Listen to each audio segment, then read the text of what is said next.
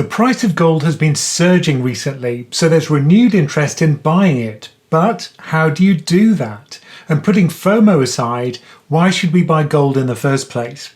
In this video, we'll look at 6 ways in which you can invest in gold. By examining the advantages and disadvantages of each approach, I'll help you choose a way of investing in gold that might be right for you. Remember, if you do enjoy our content, please do like this video and subscribe to our channel. Let's start with what gold is and what gold is not. The reason for that is I think there are many misconceptions about what gold provides and its essential value. So let's start off with what gold is. And I think that something which is definitely true is that when there's a huge shock in markets, when stocks are falling, bonds are falling, and there's a huge crisis, gold usually holds its value.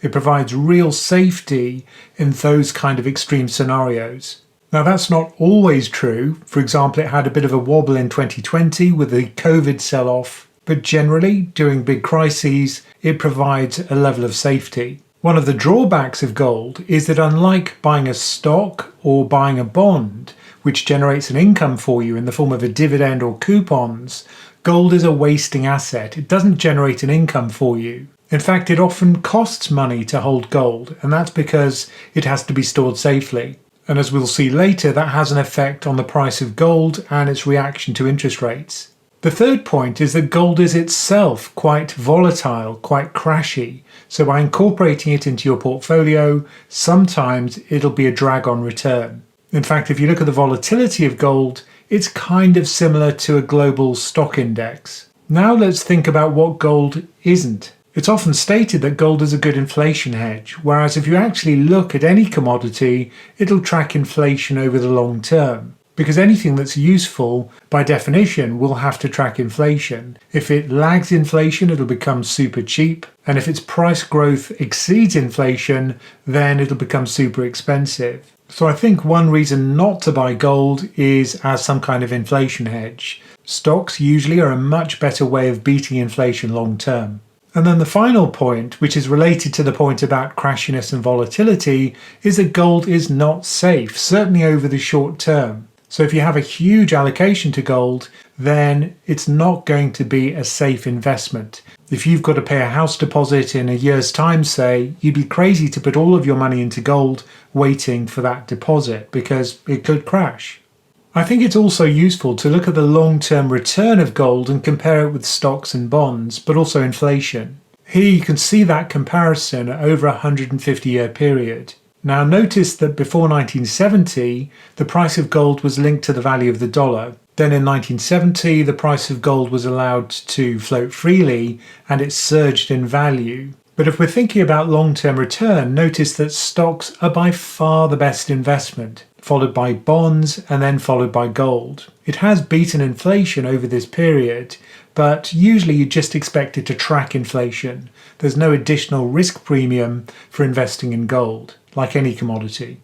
So just be realistic about the kind of returns that you can expect from gold long term and the role that it plays in your portfolio. Now that's not to say that you shouldn't incorporate some gold into your portfolio. For example, if you look at the Portfolio Charts website, which is created by Tyler, he's recently written a beautiful research note about long-term safe withdrawal rates, where he looks at what you can put into your portfolio during the drawdown period in retirement. And that's in order to maintain a certain level of spending without running out of money. Now, time and time again, he finds that in back tests, incorporating some gold into your portfolio is a really good idea. That's despite the fact that when you take it on its own, it is very crashy and its return has been very poor. Whereas if you actually mix it with other investments, like stocks and bonds and other commodities, it actually adds a lot to your portfolio. In fact, what he found was, for the best portfolio in terms of safe withdrawal rate globally, gold made up about 30% of that portfolio, a pretty sizable allocation. And he personally uses a beautiful metaphor. He says, do you like salt on your food? Can you eat an entire box of it in one sitting without getting extremely sick? Same concept. So on its own, gold can be toxic, but when it's mixed in with other assets, it can provide diversification for your portfolio and improve your outcome over the long term. So now what we're going to do is to go through these different ways in which you can buy gold if you choose to, and with each one we'll think about the benefits and drawbacks of getting exposure that way. And we'll start with physical gold owned directly by you. So here we're talking about buying the shiny yellow stuff such that you can actually touch it.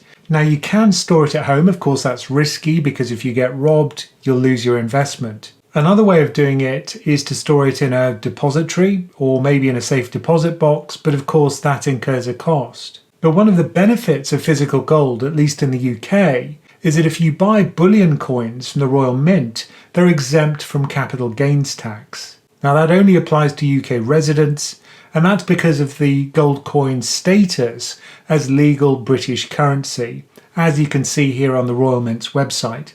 Now some people just love the idea of physical gold that they can touch because they don't trust fund managers to keep it safely. If there is some kind of world-ending event, then at least you'd be able to hold that physical gold and not worry about electronic systems not showing you're the owner. So for real gold bugs, this is usually the preferred way of getting exposure. However, I think there are certain drawbacks. The first one is the safety and the storage aspect. The second one is to do with liquidity and selling it. It is a bit of a pain to sell physical gold, plus I'm not convinced you'll always get such a good price as you would if you buy it electronically. Now you can't hold physical gold in an ISA, an individual savings account, but you can in a self-invested personal pension. There are restrictions as to the purity of the gold. You can't use coins, for example, they're not pure enough. And HMRC also insists that it's stored safely at a certified depository. But given the capital gains tax benefit of holding gold bullion in the form of coins, I'd probably hold it outside a SIPP anyway. Another way of buying gold is indirectly via a fund. Now personally I'd probably avoid buying physical gold. I'm not really a gold bug and I'm not a gold maximalist. I'd prefer to hold it via this fund form. And the reason for that is it's just so liquid. If you wanted to sell it tomorrow, you could do that and do so very quickly and cheaply. And of course do it online. You don't have to physically hand your gold to someone in return for money. Plus, there are lots of gold funds out there now, and due to competition, the total expense ratio of those funds is very low. Here, for example, beside me, you can see a list of those ETFs, actually exchange-traded products, because strictly speaking, they're not ETFs. But these would allow you to get that gold exposure for a very low fee of 0.11%, maybe 0.12% for the cheapest funds. If you live in the US, the choice of funds which give you exposure to gold is much wider, of course, and here are the largest 10 by total assets. The two really big funds are GLD and IAU. Now when I do speak to real gold bugs, they tell me they don't like these funds because they're paper gold. Personally, I'm not convinced by that. If you look at the fact sheet, for example, for one of these funds, in this case the one from X-Trackers, you can see that when you buy some of the fund, it is backed up by physical gold. They'll go out and buy gold bars and they'll store them somewhere safely as more people buy some of their fund. So it is physically backed by the metal somewhere. You just have to trust the fund manager that they've done that and kept the records properly. And legally, you can see that they say in the fact sheet that the issuer has direct and sole ownership of the gold, which is stored in secure accounts. Some funds will tell you where it's stored in case you're worried that it's in another country. How much of that gold are you entitled to? Well, it's just your proportion of the fund. So that's called the metal entitlement, which you have as an owner of the fund. And then finally, the value of your holding depends on, obviously, the price of gold. They call that the gold spot price. And that's usually calculated according to a standardized index, minus any fees which you're being charged by the fund manager. So physical gold is good if you're very paranoid about not trusting fund managers and you don't trust paper gold. But personally, I prefer the liquidity, the ease of holding things like gold funds. Plus, if you have a gold fund, you can hold it inside an ISA or a SIPP, or indeed outside an ISA or a SIPP in a general investment account. So I think it gives you the greatest flexibility. Now, people often say to me, what's the cheapest fund to do X or Y? And we've actually got a list of the cheapest funds for US and UK investors, which we maintain. So if you do become a premium member on our website, then you'll have access to that cheapest fund list, which you can see beside me here. Another choice is to get exposure to gold indirectly via gold miners. So one way to do that is to buy a physical gold mining company. So that involves dynamite, diggers and dumpers. These people dig the ore out of the ground, they purify it and they sell it. Notice I've also put copper and silver there in parentheses because those are often found with gold and they're obviously quite profitable metals in their own right. And so often what you find is that there isn't a pure gold mining company. It also mines those other metals. Now, the benefit of buying a gold mining company is that unlike gold, where you're not paid an income, for a gold mining company, you will be paid a dividend. So this is not a wasting asset. Furthermore, because these are stocks, you're going to earn the equity risk premium. So I think you stand a greater chance of beating inflation long term. However, as a hedge for equity, you're buying equity, which clearly is not going to work. If there is a huge crash in the equity market, well, gold miners will sell off along with all the other stocks. So that argument for holding gold via gold miners doesn't really stack up. But there are also other ways of getting gold exposure via buying shares. So you can own gold royalty companies where the company pays a mine or a mining operation an upfront fee in return for revenues which are generated from a mine, or alternatively the profits generated by a given mining operation. Now you're assuming the management knows what it's doing, it chooses the good mines rather than the bad mines, but here you're taking less of a risk, assuming they've made the right choices, because you're not exposed to all of the operational risks that go along with a mine. And then finally, we've got gold streams. Now these are companies which are paid in physical metal rather than cash payments. So it's the same idea, there's an upfront payment to a mining operation, but then the company gets some proportion of the production of the mine in metal. So here, for example, are a selection of mining companies. One of them, Franco-Nevada, is a gold royalty stock. So it's really important to understand what type of exposure you've got. It's not just about going out there and buying a random mining company. And you probably want to have more than one mining stock in order to diversify your exposure. So the benefits for mining stock are that you get the income, the dividend. Usually the dividends are also quite high. It is linked to the price of gold. It'll go up if the price of gold goes up. It'll go down if the price of gold falls. But it's not such a great hedge against equity. It'll fall along with the rest of the stock market if there is a big sell-off.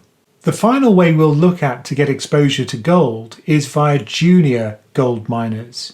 So here we throw out the idea of a safe hedge altogether because these are very speculative stocks. Usually they're small caps, which immediately tells you they're going to be volatile, but also these are gold exploration companies, or even if gold's been found, it'll be early stage development of mines that they'll be involved in. Now that's very risky, so some of these companies will fail. If they do succeed, however, in identifying new gold reserves, then it can have a huge payoff. So junior gold miner stocks will be very volatile. This is the kind of growth stock approach to investing in gold. Personally, I think I wouldn't touch this, or if I did, it would be in very small size because it is very speculative. It's not a hedge, it's just speculation.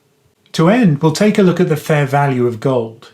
Now, normally when you try to price an equity, for example, you'd look at the cash flows which it'll generate in future, you'd guess what those would be, and then you'd discount those future cash flows to get a present value. So for cash flow generating assets, you can always build a discounted cash flow model to see roughly what it should be worth. For gold, however, remember that it doesn't generate an income. It's a wasting asset.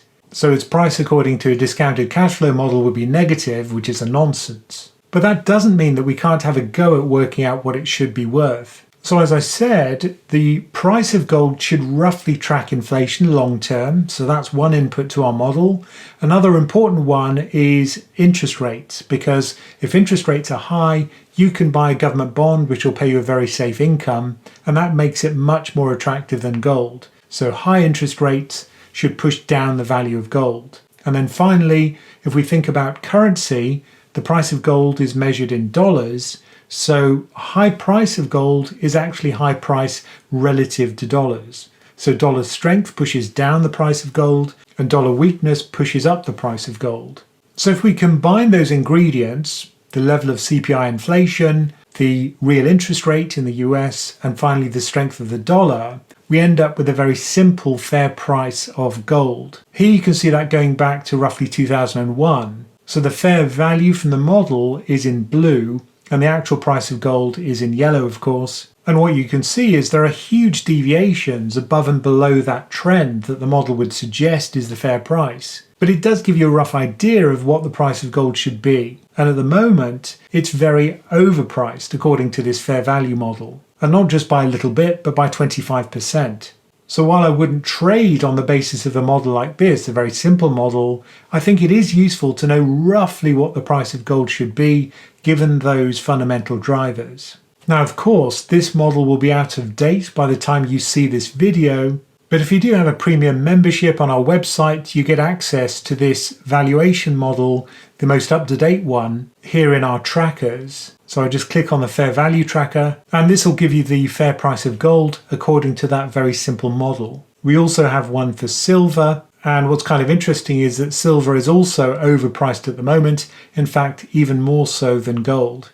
So if you are interested in joining our membership, it's very easy. Just go to our website, pensioncraft.com/membership to learn more. And hopefully this video has given you some insight into whether you think gold is right for your portfolio, but also how to get exposure to it. I don't think it's that easy to decide. Personally, I think the best way to get exposure for me is to go for one of those funds, one of those gold funds.